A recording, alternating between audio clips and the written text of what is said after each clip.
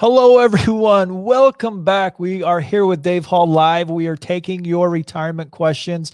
Dave, what is happening in the U.S. right now?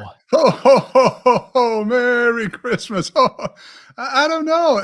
It's February in Tennessee, and I feel like my house got moved to Utah. We've got like 4 inches of snow. It's supposed to snow a bunch more today. It's been like 1, 2 degrees. I'm confused. Now everyone knows who's watched the show, but my daughter lives in Nashville, and she said that they are out of work the entire week, and they're getting more snow, just like where you are. And they said everything is shut down. She said even if she wants to go somewhere, they can't because everything is shut down. Are you experiencing the same thing there? Yeah, I was going to go to one of my neighbors who's got younger kids and see if I could get them to bring their Tonka trucks over and get my driveway shoveled out because there's just no equipment here. I figured that might be my best option. That, or maybe they could take you on a sled ride somewhere. Yeah, it's definitely weird to have streets that are not getting plowed because there's no way to do it. Sidewalks that aren't getting shoveled because most of us have no snow shovels or anything else either. So it's quite a weird experience. Yeah, I'm supposed to be going to Texas this weekend, and things are changing a little bit because even down in Houston and Waco and places that we're supposed to be, they're all covered in snow. Even down to Galveston, I saw that they had snow down there. So I'm just baffled by this right now. And it's so strange because here it's not getting above freezing. So there's really no solution to it until we get above freezing, which isn't until Saturday. So I'm expecting the kids will be out of school the rest of the week. I guess they are going to do some at home training Thursday and Friday if they don't go back, which I don't see how there's any way they will. But then Saturday, we finally get warm enough, it should start melting off and then staying above freezing for the next few days after that. And for all of you joining us live, thank you for being here. And we are just so excited that you're here with us and able to come and participate in this live Q&A with Dave. I want to remind you, if you have any retirement questions, reverse mortgages, Medicare, Social Security, any of those questions at all, please go ahead and submit those while we're doing our live show today. And also, wherever you are, let us know where you're watching from. And if you're getting these massive snowstorms, or if you're in Florida, enjoying the sun down there. I don't think many people throughout the country are even enjoying any sunshine at all. Yeah, Jeff was laughing at us yesterday. We were on a meeting together with a client, and he was laughing at us at how warm it was in Florida. I was giving him a bad time. He had a drink there, and I was asking if he's drinking his hot chocolate. He's like, "No, it's a smoothie. Don't worry, we're not that cold." Yeah, Jeff and Corey from Florida are here, and they said we're in Florida and no snow. However, it's cloudy. Wow. And poolside. Oh, this is great. Yeah, Jeff, you intrigued me about your new property that you've just purchased. So we're going to have to do some talking later. You might get a neighbor if they'll allow you to buy property without having to build down in that area. So anyway, we can talk later. Yeah. And so again, remind everyone to let us know where you're watching from, also to submit your retirement questions. And Dave, before we get started, one of the things we've been really pushing and talking about is your 4-hour webinar. We've had a lot of response and a lot of people reaching out about this. And so the one we're talking about is the Changing World of Retirement. This is a 4-hour CPE certified webinar that we host, and we do one. Right now we've done this will be our second one. And the reason I bring this up is because, Dave, we have somebody on here asking a question about it. And I wanted to know how they get signed up for this. And I want to see if you could walk us through this. Yeah, so let's talk a little bit about the event. Let's talk about what we cover in there. So it's designed to help consolidate all these 1-hour webinars that I teach when I do my 1-hour webinars. Now, you've got to understand my 1-hour webinars equate to about 10 to 13 hours of content.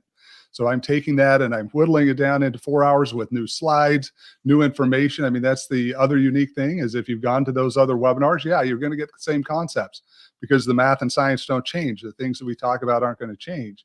You're going to get new stories. You're going to get new experience. You're going to have just a great time learning about your retirement and digging deep into the topics that you need to cover. But you can sign up through our website. CR can go into more details there if you've got questions, but you sign up through our website. You'll get confirmation emails, information sent to you. If you need the CPE as a CPA or EA, you're going to be able to get that. If you're just going because you want to get the education and don't care about the CPE, sign up and don't worry about getting the other benefits that'll go to those professionals that need the credits. Yeah, we also have Mike jumping on saying, do I get a confirmation email for signing up for your 4-hour webinar? Yes, Mike, when you sign up, you should receive an email from GoToWebinar to let you know that you did make it. Unfortunately, Dave, this one is closed. We've already hit our 100 for this particular one, and we have some other dates we're working in here to get this to work out. And so stay tuned. If you didn't get it, Mike, if you did get on there and it says you were confirmed, let me know. I'll send you an email, or you can reach out at cr@theprosperityguy.com, and we'll see if you made the list. So, CR, I know we've got to get to the questions, but I do have to talk about this. And I apologize to you guys that can't get into the class that have tried to and not been able to get in. The challenge is just the sheer interest and the follow-up that we need to do after the class. We've got all these people that are wanting to learn more about the planning process, how they can take what we teach and start implementing into their lives. And we just do not have the ability for myself to have the time to be able to reach out to everyone. So we promise we'll get to you. We're trying to put things in place where maybe we can even teach this a couple of times a month. We've opened the class now to 100 participants. We were at 50. Now we've opened it to 100, but we will do our best. And the reality, CR, it's only going to get, there's only going to be more interest. That's the problem. As more people go through it, we got amazing feedback from the first class. They're telling their friends, they're telling other people, and it's just going to get busier as we go forward. But again, we'll do our best to make sure you get the education you need. Exactly. All right, Dave, for those who are here for the retirement portion, let's get to it with Gerald. He's the first one I have. He asked, how much time is allowed for you to transfer amounts from a taxable 401k or taxable IRA to a Roth IRA? Gerald, there's no set timeline. So it's not like you have to do it all today. Now, you do need to understand that if you're going to do it for a calendar year, meaning you want it to hit a certain tax return. So here we are in 2021. You want to be able to manage your income to where you don't convert too much over to stay within the low brackets that you expect to have in the future, or similar to what you're going to have in the future, less than what you're going to have in the future. Then that's got to be done by December 31st. But you really have as much time as you need. There's no guidelines on transferring the money over. Take your time. That's one of the great things is we many times are doing it over a 5 to 10 year period just to maximize those tax rates you currently have versus what we believe your rates will be in retirement. Dave, what advice do you have for those who are in this situation right now that are saying, yeah, I need to transfer this? Because I feel like a lot of times we have that mindset of, I need to get this done, but we don't ever really get to it. Does that hurt us? It does hurt us. That's one of the biggest problems that people have in their retirement. They procrastinate. Oh, I'll get to it tomorrow. Oh, I'll get to it tomorrow. Well, tomorrow never comes. And before you know it, another year's gone by and then another year. And all of a sudden we wake up at 55, 60 and we're like, what the heck? My retirement's a mess and I didn't do anything to get me where I need to be. So now's a great time to look at those brackets. Again, if we go to 2017 brackets we're dropping back into, those go up so quickly. I mean, now you can be in the 24% bracket as a couple and be making over $300,000. CR, if you make over $80,000 of taxable income, once we get to 2016 as a married couple, you're in the 25% bracket already. So now's the time. We want to take advantage of these historically low tax rates and get these conversions done as quick as we possibly can. Great. I hope that helps, Gerald. Dave, let's get to our next one from Nick. Would you still recommend an LIRP for someone who is single? Nick, in the right situation, I would. A lot of it depends on what you're trying to accomplish, the amount of money that you have out there, and the amount of money that's already been principal protected.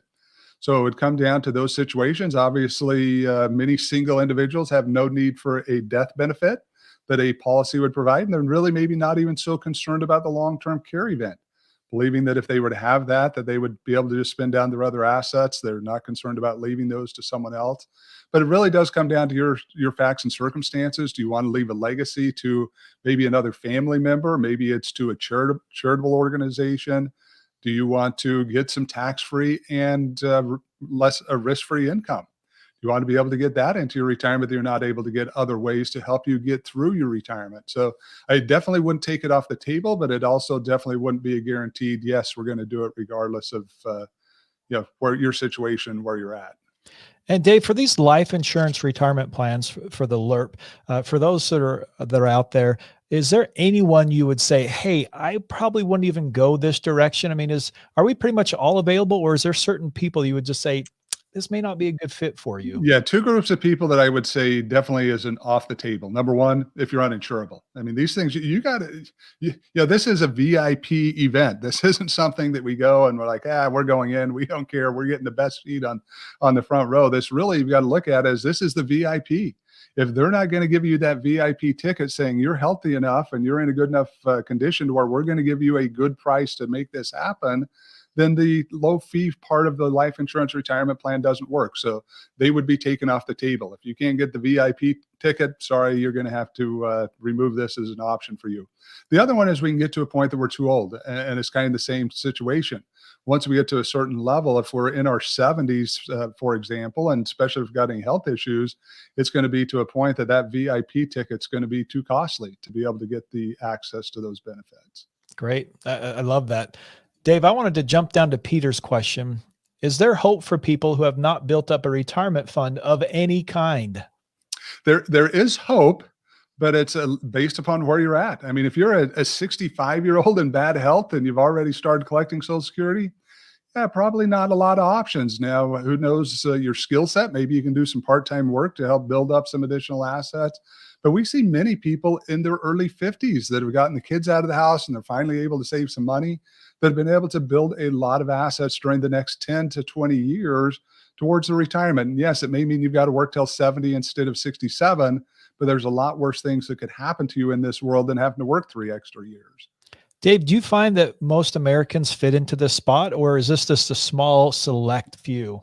The largest percentage of Americans are here. We've got over 50% of Americans that have less than $10,000 saved up for their retirement. So it's become a crisis, and it's only expected to get worse. And the problem, CR, is not just Social Security doesn't cover enough. It's not just we're living longer. We've also got this issue that healthcare is going through the roof. So what we see is there's many economists out there, and I hope I don't see the day this happens, many economists out there that are saying they believe there will be a day that almost all of your Social Security check is going to go to pay your Medicare payments, that's how expensive healthcare is going to get in the future. That's pretty scary. People always worry about, are we going to get going to get Social Security, or is it going to be gone? Well, now you've got economists saying, yeah, you're going to get it, but they're going to take it back in the form of Medicare payments. So, and stuff we've just got to prepare for. I hope, again, I never see that day, but we are seeing that healthcare in retirement is becoming a major, major issue as we look to the next decade to 2 decades. All right, Dave. So let's take Peter. Let's say he is in maybe like his mid 50s. What can Peter do today to get moving? Because I feel like there's a lot of us that are like Peter, that are sitting there waiting for the opportunity and realizing, I don't have anything. I need to get on the ball, but I don't even know where to start. So the first thing he's got to do is got to turn off that television and realize that what the government's doing right now is not what he should be doing. We don't spend our way out of these situations. We're not going to go ahead and spend everything we have and get ourselves in a position today that we're comfortable believing that somehow there's no consequences to that. So Peter, turn off the television and then start spending that extra time figuring out how you're going to cut your budget to start with. You got to get rid of all those extra things. You don't have to have everything your neighbor has. I heard a story the other day, CR, that more people, if people win the lottery, and we hear this one all the time, they go broke. The highest percentage of them end up going broke. But something that was interesting that I heard is that the neighbors also end up going broke. Because the guy wins the lottery, starts buying a new boat, a new car, all these exciting things. The neighbors think they got to keep up with him. So they're looking across the street and they're like, hey, Joe just bought a new boat. Honey, I think we need one. Well, then they overspend. They don't have the lottery proceeds and they go bankrupt. So we've got to not only turn off the TV, we've got to stop looking at our neighbors, and we've got to just focus on what's important. And then start setting that money aside. Pay yourself first. Stop paying everyone else. Pay yourself first. And then as you do that, you can start building some assets up to help you get through that retirement period. And Dave, when do you put an advisor in this situation, especially if he's just getting started? The advisor is critical because you've got to have that education. That's one of the things I love about what we do. And it's completely different than any other advisor that I've ever seen out there. Not that there aren't many of them doing it, but most advisors are there to sell you products, to give you a general understanding so they can make money, they can move on, and they can hopefully feel like they're helping you. Well, the process we go through is trying to make sure that you're educated on everything you're doing. Because once you're educated, you can make the right decisions. You can go forward and help yourself get to a point where you can then become more safe and secure.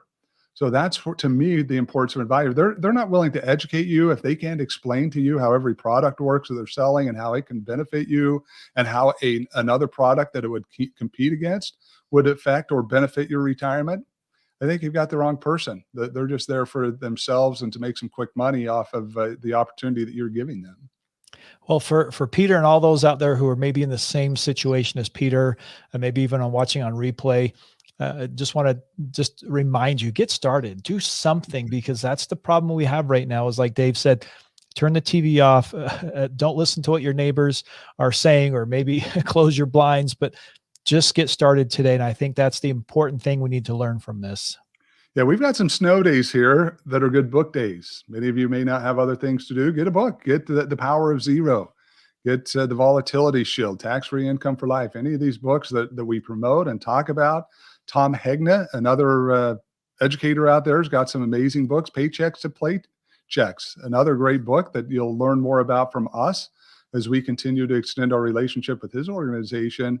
But there's some good reading opportunities to help you better understand what you should be doing. Watch some webinars. We've got tons of webinars in our Prosperity Club that you can get access to. Just gain that knowledge you need during these downtimes so you can use it effectively going forward. Exactly. And you'll be able to find the Prosperity Club over at theprosperityguy.com. The tab at the top says Prosperity Club. You can sign up for free right now, and that's for a limited time. And eventually we're going to have that as a charge. So make sure you get over there and sign up sooner than later. Yes, I agree on that side. It's not going to be free forever. There's so much good content that we're putting into there that there's going to come a point that you're going to have to pay for that. Exactly.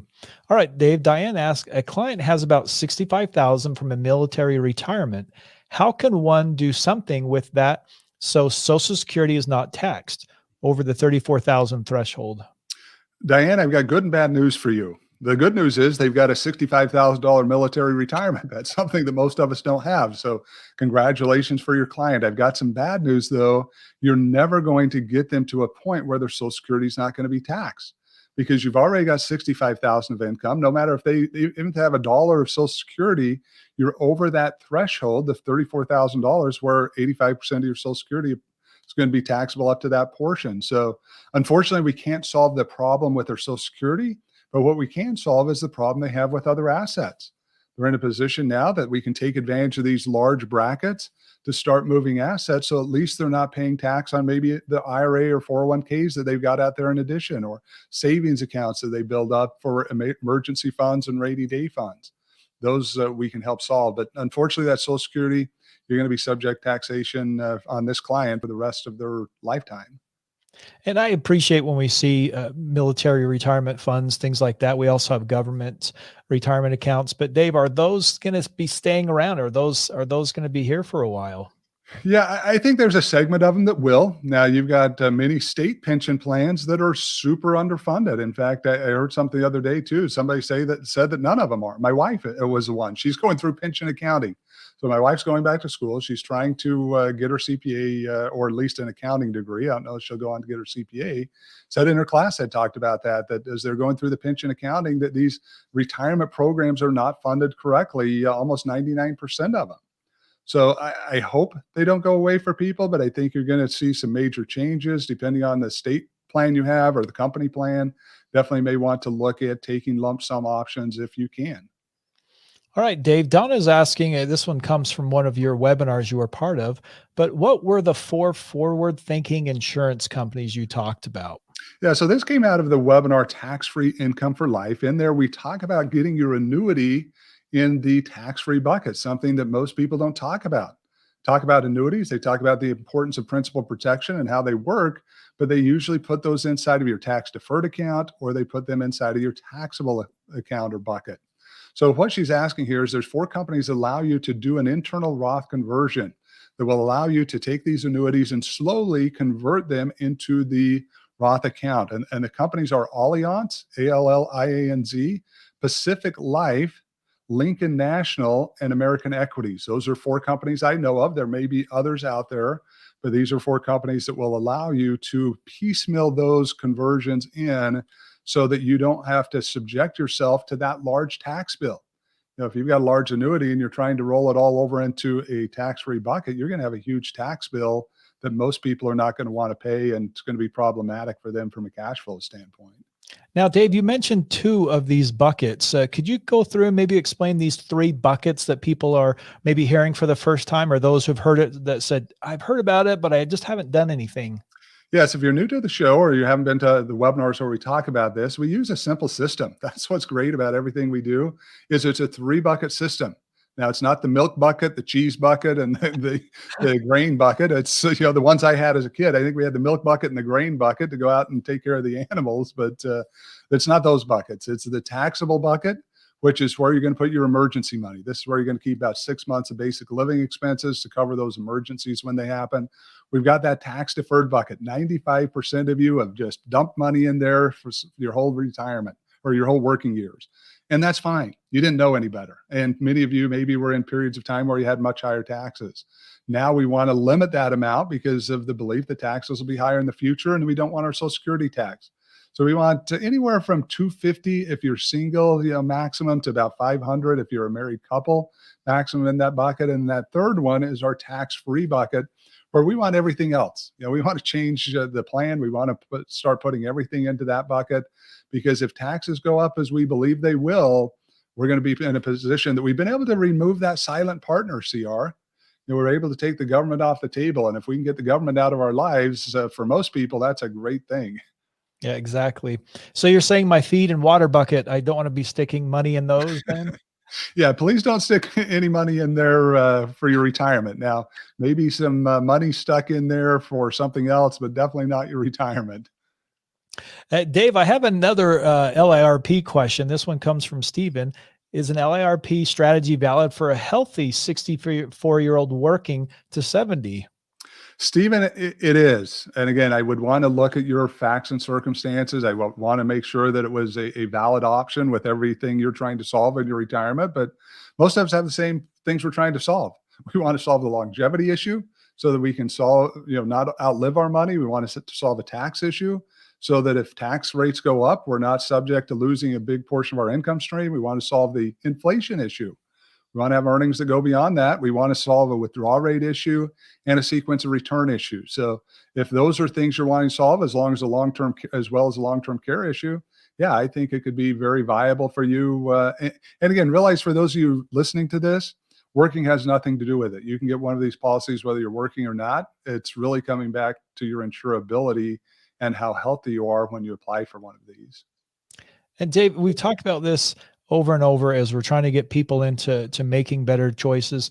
We talk about we're the end of the spectrum, so we're here close to retirement. What about the early ages? When do we start with this particular life insurance retirement plan? What's a good starting point for us? It's going to vary for everyone, and it's going to vary based upon what other money you have available. Now, if you've only got X number of dollars available and you're very limited on what you're doing, let's say that you just got your first job, you're trying to put money aside, I wouldn't rush right into a life insurance retirement plan. You want to have some higher growth in those early years. I'd be dumping that into some type of Roth accounts.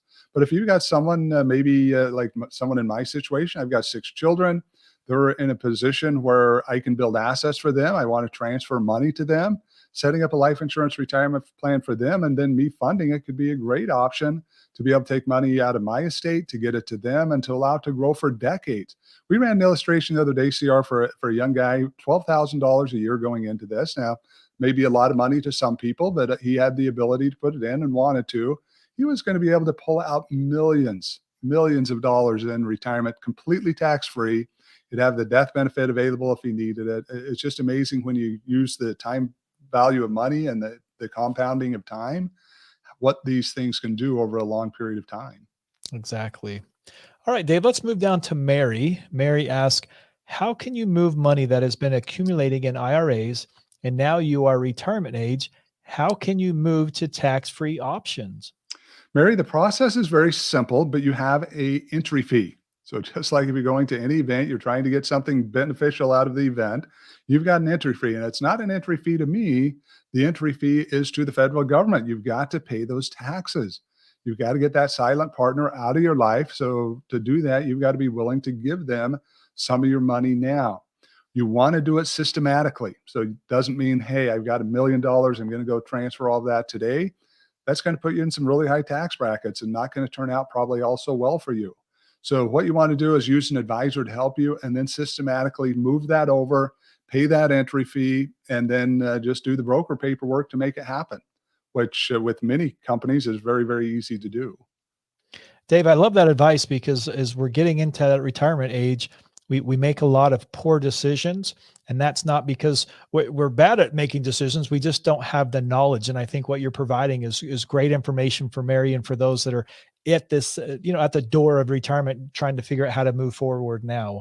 One of the things that brings me so much joy is when I'm sitting in meetings and we're educating people and the light goes on, and we've all had that in anything that we do in our lives, but so many times the light goes on and they start seeing the retirement for the first time the way that it can be. All that worry starts going away. They start realizing, yes, if I do these things, my retirement can be more safe. It can be more secure. I can eliminate these risks. That's a great experience for me. And I see it all the time in people's lives. You're going through an hour meeting and 45 minutes in, the light finally clicks on. And from there on, it's quite easy because now they realize what they're trying to accomplish. And now it's really them making the decisions and putting things in place to allow them to accomplish their goals. Yeah, those aha moments are very critical, like you talked about, in not only in life, but also when we're going through these retirement meetings to know exactly how this is going to help us. Yeah, it definitely is. And Mary, don't worry about being in retirement. For many of you, that's the best time to do it because you don't have W-2 earnings that are going to increase your taxable income. It can be a great time to be able to move money in high brackets that we have and get yourself into a good position going forward. Because even if you're 70, so let's say Mary's 70 right now. Now we've got 5 years before tax rates are going to go up and back to the 2017 guidelines. But at that point, you're only 75. Average males living to 84, average females living to 88, 25% are living past 90, and 10% are living into their hundreds.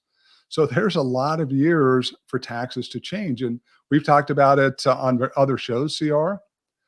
Government's got some major financial issues ahead of them over the next decade.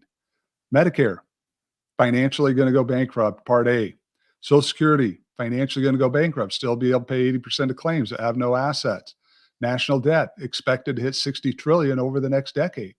All of those are going to add to some major financial issues for the country. I think it's very important that we continue to watch those numbers because that 60 trillion can obviously, with everything that's happening right now, can it obviously increase even more. And that's going to put more strain on what we're trying to do as well.